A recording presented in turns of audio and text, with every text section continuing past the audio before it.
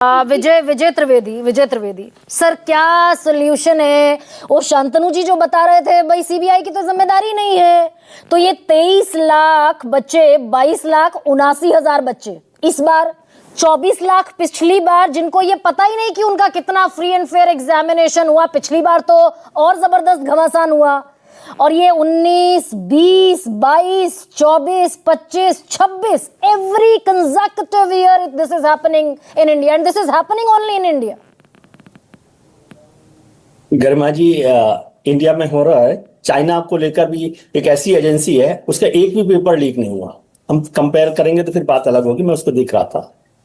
मुद्दा यह कि क्या सरकार ने इस मसले को गंभीरता से लिया है। पहली बात, पिछले 5 साल में 17 पेपर लीक हुए जो एनटीए ने करवाए। 5 साल में 17 पेपर एनटीए के लीक हुए। आप कह रहे हैं कि जिम्मेदारी क्या एनटीए को डिसॉल्व करने से हो जाएगी? नहीं होगी। तो फिर तो शिक्षा मंत्री जी को इस्तीफा देने से हो जाएगी? नहीं होगी। गरिमा जी के सवाल पूछने से हो जाएगी? नहीं होगी। पहले ये तो तय करें कि जिम्मेदारी किसकी है। क्या ये जिम्मेदारी उन लोगों की है जिनको आपने अरेस्ट किया है? क्या वो लोग मेन कल्प्रिट है? इस पूरा कॉकस का हिसाब किताब क्या है? कौन एनटीए को देख रहा है? कौन पेपर प्रिंट कर रहा है? और पेपर प्रिंट करने की बात नहीं है, ये पूरा कॉकस आप समझिए ना कि क्या है। ये जो चल रहे हैं कोचिंग सेंटर्स, करवाता कौन है? क्या ये एक इंडिविजुअल स्टूडेंट को पेपर मिल जाता है? आप समझ रहे हैं? आप दे दीजिए 10 लाख रुपए, ले आइए पेपर, मैं गारंटी देता हूं आपसे। ला सकते हैं आप? नहीं ला सकते। तो जो लोग ला रहे हैं, ये पेपर स्टूडेंट्स नहीं ला रहे हैं। जिसकी के आप लाभार्थी कह रहे होंगे, वो लाभार्थी नहीं है, गड़बड़ है, बेईमानी है। लेकिन ये अवेलेबल कौन करवा रहा है? उस सिस्टम में कौन शामिल है? क्या वो कोचिंग कॉलेजेस हैं? क्या वो मेडिकल कॉलेजेस हैं? वो कोचिंग कॉलेजेस किन लोगों के चल रहे हैं? क्या वो पॉलिटिकल लीडर्स के हैं? कौन सी पार्टी के पॉलिटिकल लीडर्स हैं? क्या वो कांग्रेस के हैं? क्या वो बीजेपी के हैं? किसी और पार्टी के हैं? उनकी जिम्मेदारी क्या है? क्या शिक्षा मंत्री की जिम्मेदारी नहीं है? यदि आप चाहते हैं, आप समझते हैं ऐसा, तो ठीक है। नहीं, ये जो हाई पावर्ड कमेटी सर बनाई थी, इसने अपने इसरो के चेयरमैन अध्यक्ष हैं इसके, विजय त्रिवेदी, उन्होंने कहा कि जो बड़े एग्जाम है वो मल्टी स्टेज हो और मल्टी सेशन हो। ये शिक्षा मंत्रालय का को अडॉप्ट करना था ना, ये सजेशन। तो यही मैं कह रहा हूं ना कि यूपीएससी के पेपर होते हैं। यूपीएससी के पेपर कितने लीक हुए? क्यों नहीं हो रहे?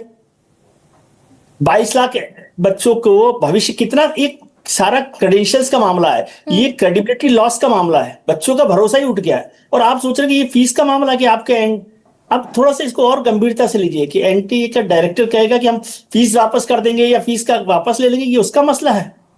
ये 23 लाख परिवारों का मसला है। 23 लाख परिवारों के भविष्य का मसला है। सर, देश की सरकार नहीं, मैं सिंपली आपसे ये सवाल पूछ लेती हूँ सर, देश की सरकार एनटीए को ऐसे किडिश मजाकिया बयान देने पर मजबूर कर रही है ना। भाई धर्मेंद्र प्रधान नहीं बोले एयरपोर्ट पर, तो अभिषेक सिंह को सामने आना पड़ा। अभिषेक सिंह को बेचारे को कहना पड़ा, सरकारी अधिकारी है, कहना पड़ेगा मेरी जिम्मेदारी है, कहना पड़ेगा फीस माफ कर देंगे। यही तो मैं कह रहा हूं ना। तो जिम्मेदार कौन है? तो फिर एनटीए के डीजी को भी क्यों आप मान रहे हैं जिम्मेदार? कोई उन्होंने तो पेपर बांटे नहीं होंगे। ऐसा तो मैं मानता नहीं कि अभिषेक जी ने पेपर बांट दिए होंगे किसी को। ऐसा तो नहीं किया होगा ना उन्होंने। लेकिन क्योंकि आप इस सिस्टम की, इस पूरे सिस्टम को कोलैप्स जो हो रहा है, उसके क्रेडेंशियल्स पर जाइए कि ये पूरा का पूरा एजुकेशन सिस्टम में जो गड़बड़ी हो रही है, इसमें बड़े लोग शामिल है। ये गिरफ्तारी करके आप, गरिमा जी बोल देंगी, मालवीय जी कह देंगे कि अरे हम, मैं आपसे सहमत हूं। और इसीलिए जानबूझकर लूप होल छोड़े जा रहे हैं सर। इसीलिए ये सारी सिफारिशें जो राधाकृष्णन कमेटी ने दी, 1.5 साल से वो टेबल पर रखी हुई हैं, इसीलिए जानबूझकर लूप होल छोड़े जा रहे हैं। तो इसीलिए मैं कह रहा हूं ना कि ये जो छोटे लोग, आप हो सकता है कल एक प्रोग्राम करें गरिमा जी और विजय त्रिवेदी की, नहीं 50 लोग गिरफ्तार हो गए। 50 लोगों में क्या एक भी जिम्मेदार आदमी, मतलब जिसको सीधे सीधे से जिम्मेदार किया जाए? पोस्टमैन को कब तक अरेस्ट करोगे मैडम? ये पोस्टमैन को अरेस्ट करना बंद कीजिए। बताइए इस पोस्टमैन को चिट्ठी किसने दी? नहीं, पर सर आप तो सरकार के इस मौजूदा सरकार के पूरे इकोसिस्टम से आप वाकिफ हैं। यहाँ इस्तीफे होते नहीं, राजनाथ सिंह बड़ा क्लैरिटी से कह चुके हैं। तो धर्मेंद्र प्रधान क्यों इस्तीफा देते दिखेंगे? धर्मेंद्र प्रधान तो मैं इसलिए भी कम जिम्मेदार मानता हूं क्योंकि वो तो अभी अभी आए हैं चुनाव से। उनको तो मंत्रालय के बारे में नहीं पता। 2 महीने से तो वो बंगाल के चुनाव में लगे हुए हैं। तो वो जिम्मेदार कहां से हो गए? उनको पता ही नहीं होगा कि पेपर लीक हो गया। बहुत गंभीर, मैं बहुत नाराज हूं इस बात पे। आपको हो सकता है मैं रूड लग रहा हूं। आप बच्चों के भविष्य के बारे में, उन पेरेंट्स के भविष्य के बारे में सोचिए जो अच्छा, इसमें कितना खर्चा होता है? ये नहीं कि केवल आपने फीस दे दी, वो बच्चे लोग एग्जाम देने आते हैं, वो बच्चे लोग तैयारी कर रहे होते हैं और पूरा साल उनका बिगड़ जाता है, पूरा सिस्टम खराब हो जाता है। ये बहुत गंभीर मसला है और मैं कतई नहीं मानता यदि कल गरिमा सर जी इस देश के, सर मुझे बता दीजिए ना, 1 गिरफ्तार करोड़ करेंगे लोग, और वो जो सौरभ मालवीय कहेंगे, प्रोफेसर हैं वो, मैं सौरभ मालवीय को जानता हूँ, बहुत भले लोगों में से हैं और खुद अध्यापन में काम कर रहे हैं। ये सिर्फ 50 लोग पोस्टमैन को गिरफ्तार करके आप सरकार को बचाना चाहते हैं तो बचाइए, मैं तो इसमें शामिल नहीं, मैं इससे सहमत भी नहीं हूं। नहीं सर, फिर मैं उसके आगे जाते हैं ना सोल्यूशन पर। ये यानी कि इतने बड़े बड़े लोगों को हाई पावर्ड कमेटी में पपेट के तौर पर बैठा दिया ना, रबर स्टैंप के तौर पर। भाई इसरो, हमें एक बड़ी तस्वीर दिखाई 2024 में, इसरो के चेयरमैन को अध्यक्ष बना दिया कमेटी का कि ये बताएंगे कि एनटीए में खामी है कि नहीं है, सिस्टम में कहां खामी है, और इन सारे बड़े बड़े लोगों को रबर स्टैंप बना के बैठा दिया सरकार ने। उसका क्या किया उस कमेटी का? मैं सर आपसे पूछ रही हूँ, समिति ने रिपोर्ट दी, 10 सिफारिशें दी, 10 की 10 पर कुंडली मारकर बैठ गई सरकार। हाँ, तो वही तो मैं कह रहा हूं।